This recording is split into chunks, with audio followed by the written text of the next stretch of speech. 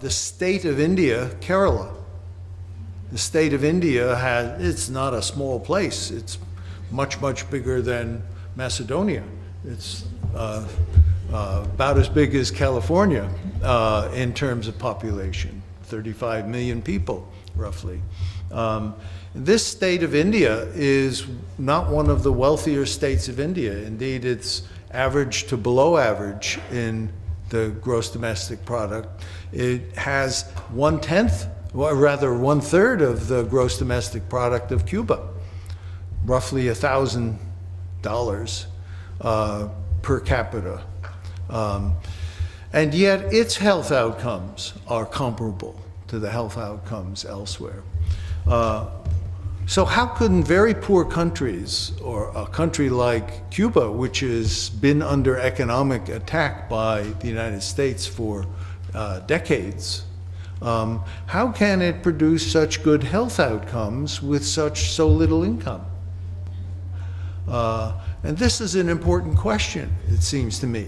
That if you're thinking about how does a society generate health and how does it produce a more equitable distribution of health in it, the fact that very poor countries can do very well in generating health is an important fact. And I think the answer in Kerala is particularly interesting. When I first went to Kerala, the belief I had was that Kerala had very good health outcomes because it had a legacy of a very left-wing government and communist administration. What I learned when I was in Kerala and talking to people is that Kerala it was the only place in India, the only state in India, where there was a legacy of maternal property transmission. That is, you couldn't denigrate women because they had the money. The money followed them.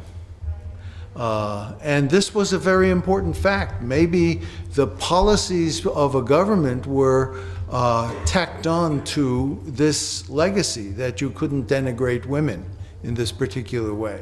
And in Kerala, what you see is that women couldn't be uneducated. You had to have high investment in the education of women, and the kinds of investments that were made in women, in their access to education and so on, were ones that had a big impact on health. Now, this is a social determinant of health. It's outside the health sector.